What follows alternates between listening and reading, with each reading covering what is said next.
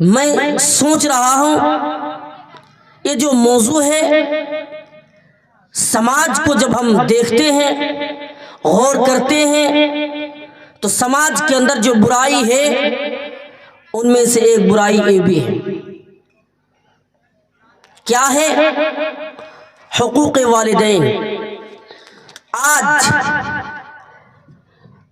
ماں باپ کے ساتھ ظلم کیا جا رہا ہے، اور آپ کو بتا دوں، جب ہم یہ کہیں کہ حقوق والدین، تو حقوق والدین میں دو پارٹ ہیں۔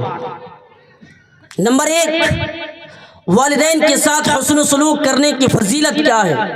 جو انسان والدین کے ساتھ اچھا سلوک کرتا ہے انعام کیا ہے؟ اور جو دوسرا پارٹ ہے، تقریر کا جو دوسرا حصہ ہے، والدین کے ساتھ بدسلوکی کرنے کا نقصان کیا ہے؟ تو انشاءاللہ اس پر میں کچھ باتیں کروں گا اور پھر میں اپنی باتوں کو ختم کروں گا۔ اللہ تعالیٰ سے دعا کرتے کہ اللہ تعالیٰ ہمیں صحیح بولنے اور ہم سب کو اس پر عمل کرنے کی توفیق عطا فرمائے، آمین۔ میرے بھائیو، آپ قرآن اٹھائیے۔ قرآن کے اندر اللہ رب العالمین نے کئی جگہوں پر لوگوں کو یہ حکم دیا کہ والدین کے ساتھ حسن سلوک کرو، ماں باپ کے ساتھ اچھا سلوک کرو، لیکن اللہ تعالیٰ نے اس سے پہلے رب جو مالک ہے اس نے کہا کہ رب کے ساتھ کس طریقے سے تمہارا سلوک ہونا چاہیے، اور اس کے فوراً بعد اللہ نے یہ حکم دیا کہ والدین کے ساتھ اچھا سلوک کرو۔ قرآن اٹھائیے، اللہ تعالیٰ فرماتا وَاعْبُدُوا اللَّهَ وَلَا تُشْرِكُوا بِهِ شَيْئًا۔ اے لوگو، اللہ کی عبادت کرو، رب کی عبادت کرو، وَلَا تُشْرِكُوا بِهِ شَيْئًا، اور اس اللہ کے ساتھ کسی کو شریک مت کرنا، اس اللہ کے ساتھ کسی کو برابر مت کرنا۔ پھر اللہ تعالیٰ نے فرمایا وَبِالْوَالِدَيْنِ إِحْسَانًا، اور والدین کے ساتھ حسن سلوک کرو، ماں باپ کے ساتھ اچھا سلوک کرو، ماں باپ کے ساتھ بہترین سلوک کرو۔ اس کے بعد اللہ تعالیٰ نے یتیموں کے ساتھ، غریبوں کے ساتھ، مسکینوں کے ساتھ حسن سلوک کرنے کا حکم دیا ہے، لیکن اللہ نے ان چیزوں سے پہلے، ان لوگوں سے پہلے یہ ہمیں حکم دیا ہے کہ ہم ماں باپ کے ساتھ اچھا سلوک کریں۔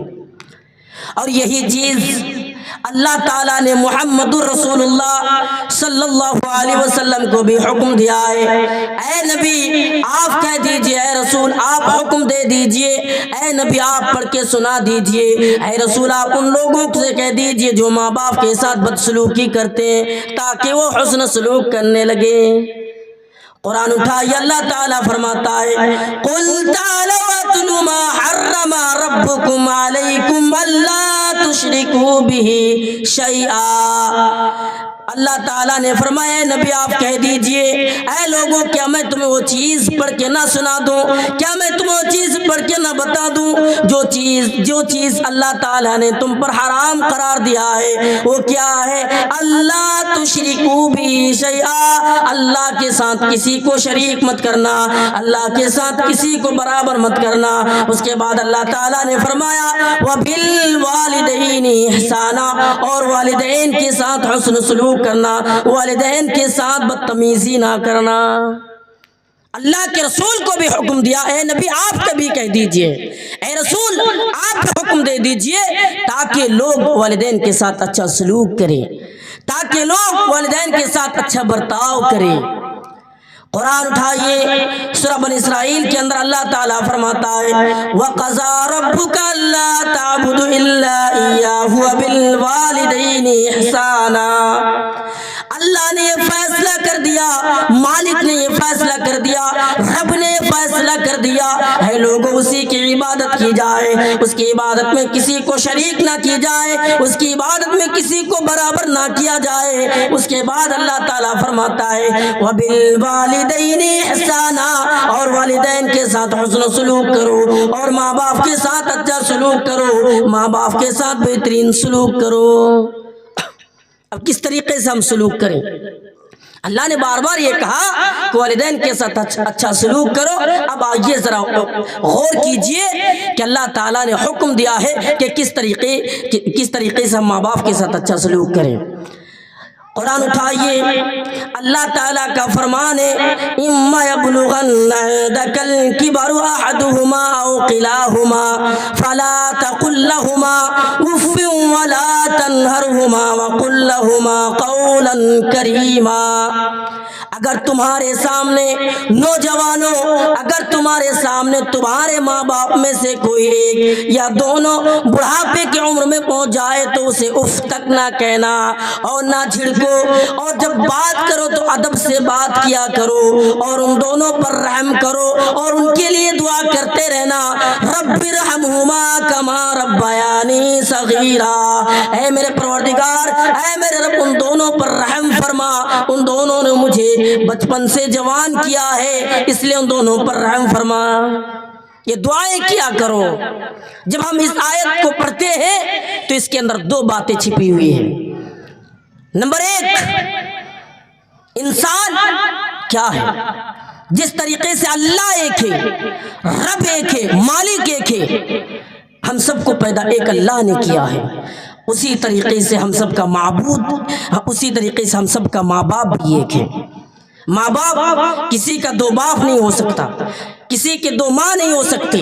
ہاں یہ الگ بات ہے شادی کر لیں، لیکن وہ جنم دینے والی ماں نہیں ہو سکتی ہے۔ اسی اللہ ایک ہے، اسی طریقے سے باپ بھی ایک ہے، ماں باپ بھی ایک ہے۔ اس لیے ماں باپ کے ساتھ اچھا سلوک کرو۔ اور دنیا کے اندر جس طریقے سے انسان کے بچے کو کھلا پلا کر جوان کیا جاتا ہے، جانور کے بچے کو اگر انسان کے بچے کو چھوڑ دیا جائے تو جانور سے بھی بدتر ہو جائے گا۔ اسے پتہ نہیں چلے گا، اسے معلوم نہیں ہوگا کہ انسان کا بچہ ہے یا جانور کا بچہ ہے۔ اب گاؤں میں دیکھیے، بستیوں میں دیکھیے، بہت سارے بچے ایسے بھی ہیں جو گالی دیتے ہیں، جو برا بھلا کہتے ہیں، اور کیا کرتے ہیں آپ؟ ڈانٹ و پھٹکار کرتے ہیں۔ وہ ماں باپ کی کمی کی وجہ سے، وہ ماں باپ کی کمی کی وجہ سے۔ انسان کا بچہ جوان ہونے میں ماں باپ کا رول ہے۔ باپ کما کر لاتے ہیں، ماں تعلیم دیتے ہیں، ماں اچھی طریقے سے تربیت دے رہی ہے۔ ماں ایک ماں ہوتی ہے جو بچوں سے بے پناہ محبت کرتی ہے، پیار کرتی ہے، اور انسان کے بچے کو جوان کرنے میں آگے بڑھ چڑھ کر حصہ لے رہی ہے، ایک ماں ہوتی ہے۔ اور دوسری بات، اللہ تعالیٰ نے اس آیت کے اندر دوسری بات یہ بتائی ہے، انسانوں کو 5 باتوں کی طرف اشارہ کرتے ہوئے بتایا، لوگوں جب تم جوان ہو جاؤ تمہارے ماں باپ بوڑھے ہو جاتے ہیں، تمہارے ماں باپ بوڑھے ہو جاتے ہیں، اس لیے تم 5 باتوں کا خیال رکھنا۔ بڑھاپا کمزور ہے، انسان کا جو یہ بڑھاپا کا دور ہے نا، یہ کمزوری کا دور ہے۔ جس طریقے سے انسان بچپن میں، ایک بچہ بچپن میں دوڑ رہا ہے، کھیل رہا ہے، اسے پتہ نہیں رہتا، جنم لینے کے بعد وہ چل نہیں سکتا، اسی طریقے سے وہ جوان بچپنا بڑھاپے میں لوٹ آتے ہیں۔ قرآن اٹھائیے، اللہ تعالیٰ قرآن کے اندر فرماتا ہے، اللہ الذی خلقکم من ضعف ثم جعل من بعد ضعف قوة ثم جعل من بعد قوة ضعفا وشیبا۔ ہم نے انسانوں کو کمزور بنایا، پھر کمزور سے طاقتور بنایا، پھر طاقتور سے کمزور بنایا۔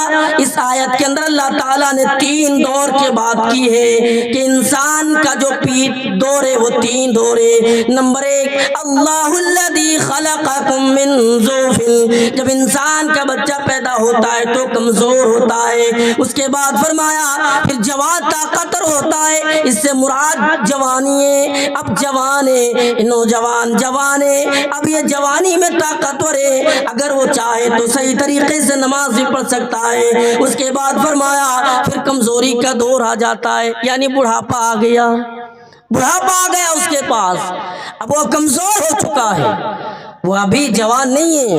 ایک جوان جو کر دے بوڑھے انسان نہیں کر سکتا، یہ الگ بات ہے، اس کے پاس تجربہ ہے، لیکن وہ بچپنا لوٹ آتی ہے۔ اس لیے انسانوں کو حکم دیا ہے کہ تم اپنے ماں باپ کے ساتھ ان 5 باتوں کا خیال رکھو۔ نمبر 1، اف تک نہ کہنا اف ہلکے درجے کی گستاخی ہے، اور یہ اف بھی جائز نہیں ہے، تو ہم گالی کیسے دے سکتے ہیں؟ ماں باپ کے ساتھ ہم بدسلوکی کیسے کر سکتے ہیں؟ نمبر 2 جھڑکنا نہیں ہے۔ اگر تمہارے ماں باپ بڑھاپے کی عمر میں پہنچ چکا ہے، تمہیں گالیاں بھی دے دے، نظر انداز کر دیا کرو، ہاں اسے چھوڑ دو، چلے جاؤ، ہاں لیکن جھڑکنا نہیں ہے۔ اور نمبر 3 نوجوانوں، جب تم ماں باپ کے ساتھ بات کرنے کے لیے جایا کرو تو ادب سے بات کرو، ہاں ادب سے بات کیا کرو، کیوں؟ اس لیے تمہارے ماں باپ ہیں۔ بہت سارے لوگوں کو دیکھیے گا جوان کو گالی بھی دیتے ہیں، کہتے ہیں ہٹو یہاں سے، اس طریقے کے جملہ استعمال کرتے ہیں، لیکن نہیں کرنا چاہیے۔ قرآن نے منع کیا ہے کہ ادب سے بات کیا کرو اور ان دونوں پر رحم کرنا۔ ہاں اگر وہ بڑھاپے کی عمر میں پہنچ چکے ہیں اور تم جوان ہو تو ان دونوں پر رحم کرو۔ اگر وہ تمہارے ماں باپ تمہیں چاہتے تو بچپن میں تمہیں قتل کر دیتے، مار دیتے، جس طریقے سے زمانہ جاہلیت میں قتل کیا کرتے تھے۔ نبی اکرم صلی اللہ علیہ وسلم آنے سے پہلے وہ لوگ کیا کرتے تھے؟ وہ لوگ یعنی بچہ اگر کسی کے گھر میں لڑکیاں پیدا ہوئی تو اسے زندہ دفن کر دیتے تھے، اسے زندہ زمین میں درگور کر دیا کرتے تھے، اسے زندہ زمین میں گاڑ دیا کرتے تھے۔ اگر تمہارے ماں باپ چاہتے تو یہ کام کر سکتے تھے، لیکن تمہارے ساتھ نہیں کیا۔ وہ جوان تھا اور تمہیں بچایا، تمہیں کھلا پلا کر جوان کیا، اب وہ بڑھاپے کی عمر میں پہنچ چکا ہے، اس لیے ان دونوں پر رحم کرو اور ان کے لیے دعا کرتے رہنا، رب ارحمہما کما ربیانی صغیرا۔ اے لوگوں دعا کرتے رہنا۔ اس کے علاوہ بھی بہت ساری دعائیں ہیں، ان دعاؤں کو بھی پڑھنا۔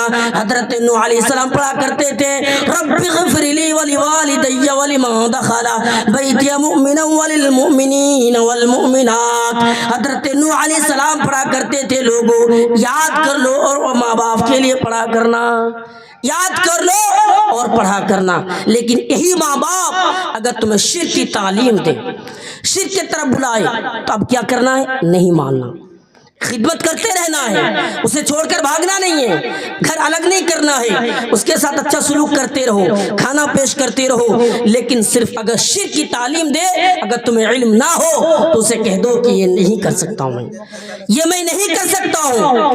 قرآن اٹھائیے، اللہ تعالیٰ فرماتا ہے وَوَصَّيْنَا الْإِنسَانَ بِوَالِدَيْهِ حَمَلَتْهُ أُمُّهُ وَهْنًا عَلَى وَهْنٍ۔ اللہ تعالیٰ فرماتا ہم نے انسانوں کو وصیت کر دیا کہ دیکھو تمہاری ماں دکھ پر دکھ اٹھا کر تمہیں حمل میں رکھا، پیٹ میں رکھا، پھر تمہیں جنم دیا، اس لیے تم اپنی ماں اور میری شکر گزار بن کر ہی رہنا۔ کیوں؟ اس لیے کہ تم سب کو لوٹ کر میرے ہی پاس آنا ہے۔ اس کے بعد اللہ تعالیٰ فرماتا ہے وَإِن جَاهَدَاكَ عَلَىٰ أَن تُشْرِكَ بِي مَا لَيْسَ لَكَ بِهِ عِلْمٌ۔ اگر تمہارے ماں باپ تمہیں شرک کی تعلیم دے تو اب نہیں ماننا، یہ کہہ دینا ہے کہ میں شرک نہیں کر سکتا، شرک کی تعلیم دے رہے نہیں کر سکتے، ہم شرک نہیں کر سکتے۔ ہاں اللہ تعالیٰ نے شرک کو حرام قرار دیا ہے اور ہم شرک کیوں کریں، لیکن خدمت کرتے رہنا ہے۔ اچھا ہم خدمت کس طریقے سے کریں؟ خدمت کرتے رہنا ہے تو کریں کس طریقے سے خدمت؟ آئیے اس حدیث کو دیکھیے۔ حضرت سعد بن ابی وقاص رضی اللہ تعالیٰ عنہ اسلام قبول کرتے ہیں، رسول کے پاس جا کر رسول کے ہاتھوں میں ہاتھ رکھ کر ایمان لاتے، اسلام قبول کرتے ہیں۔ ماں مشرکہ تھی، ماں کو کسی نے آ کر بتا دیا کہ تمہارا جو لاڈلا ہے وہ ایمان لا چکا ہے، وہ اسلام لا چکا ہے، کیا تمہیں خبر ہے؟ ماں کہتی ہے نہیں مجھے معلوم نہیں ہے۔ حضرت سعد بن ابی وقاص اللہ کے رسول کے پاس سے گھر آ رہے ہیں۔ حضرت سعد بن ابی وقاص رضی اللہ تعالیٰ عنہ کی ماں جو دروازے پر کھڑی ہے، حضرت سعد بن ابی وقاص آئے، ماں کہہ رہی ہے میں سنا ہوں تو رسول صلی اللہ علیہ وسلم پر ایمان لائے ہو، محمد رسول اللہ پر ایمان لائے ہو۔ وہ تو مشرکہ تھی، وہ نبی مانتے نہیں تھے، اس طریقے سے کہا تم محمد پر ایمان لائے ہو۔ حضرت سعد بن ابی وقاص کہتے ہیں جی میں ایمان لا چکا ہوں۔ ماں کیا کہتی ہے؟ آج سے میں تم سے بات نہیں کروں گی، آج سے میں تم سے بات نہیں کروں گی۔ حضرت سعد بن ابی وقاص کھانا بنا کر کھانا پیش کر رہے ہیں، پانی پیش کر رہے ہیں اور کہہ رہے میری ماں کھانا کھا لیجئے، پانی پی لیجئے۔ لیکن ایک دن گزر گیا، کوئی فرق نہیں پڑا، پھر ماں ماں نے یہ تہیہ کر لیا کہ آج سے میں کھانا بھی نہیں کھاؤں گی، آج سے میں پانی بھی نہیں پیوں گی، یہ تہیہ یہ وعدہ ماں نے کر لی۔ اسی طرح 2-3 دن گزر جاتے ہیں اور ایک بڑھاپے میں تو کمزوری کا دور ہے اور بڑھاپا بستر پر پڑ جاتی ہے، لوگ دیکھنے کے لیے آتے ہیں اور حضرت سعد بن ابی وقاص کی طرف اشارہ کرتے ہیں، لوگ آ کر سعد بن ابی وقاص کو برا بھلا کہتے ہیں، لوگ آ کر سعد بن ابی وقاص کو گالی دے رہے ہیں، اے سعد تمہاری وجہ سے تمہاری ماں بستر پڑی ہے، کیا تمہیں معلوم نہیں ہے؟ حضرت سعد بن ابی وقاص دیکھ رہے ہیں کہ ماں کیا آخری سانسیں چل رہی ہے، وہ ماں کے پاس آئے اور آ کر کہنے لگے، اے میری پیاری ماں، میں بہت محبت کرتا ہوں تم سے، میں بہت پیار کرتا ہوں تم سے، لیکن ایک کان کھول کر سن لو، اگر اللہ تعالیٰ تمہیں 1 نہیں 2 نہیں 1000 زندگیاں دے اور اسی طرح ایک ایک کر کے ساری زندگیاں آپ گزارتی چلے جائیں اور ہم سے یہ مطالبہ کرے، ہم سے یہ سوال کرے کہ میں ایمان کو چھوڑ دوں، اسلام کو چھوڑ دوں، تو ایسا نہیں ہو سکتا ہے، میں اسلام کو نہیں چھوڑ سکتا، میں اسلام کو نہیں چھوڑ سکتا۔ پھر ماں نے کھانا شروع کر دی، تو خدمت میں لگے رہنا ہے لیکن شرک کی تعلیم دے تو نہیں کرنا، کیوں اللہ تعالیٰ فرماتا ہے وَإِن جَاهَدَاكَ عَلَىٰ أَن تُشْرِكَ بِي، اگر تمہارے ماں باپ شرک کی تعلیم دے، یہ حکم کرے کہ بیٹا شرک کرو اور وہ علم تمہیں نہیں ہے تو شرک نہیں کرنا، کیوں؟ اللہ کے رسول کا فرمان ہے، نبی کا فرمان ہے، اللہ تعالیٰ فرماتا ہے، اللہ کے رسول فرماتے لا طاعۃ لأحد فی معصیت اللہ، اللہ کی نافرمانی میں کسی کی اطاعت نہیں، اطاعت تو ہم صرف اللہ تعالیٰ کی کریں گے، کسی کی اطاعت نہیں۔ اس لیے انسانوں کو چاہیے کہ ماں باپ کا حکم مانے اور ان کے احکام پر عمل کیا کرے۔ اگر ماں مشرکہ ہے پھر بھی اس کے ساتھ صلہ رحمی کرو۔ حضرت آسمہ بنت ابی بکر رضی اللہ تعالیٰ عنہ فرماتی ہے وہ اللہ کے رسول کے پاس آئی اور کہنے لگی یا اللہ کے نبی، میری ماں مشرکہ تھی، صلح حدیبیہ کے موقع پر میری ماں میرے پاس آئی، کیا میں اس کے ساتھ صلہ رحمی کروں، کیا میں اس کے ساتھ اچھا سلوک کروں؟ ماں کہتی ہے ہاں۔ اللہ کے رسول فرماتے ہیں جی ہاں اس کے ساتھ صلہ رحمی کرو۔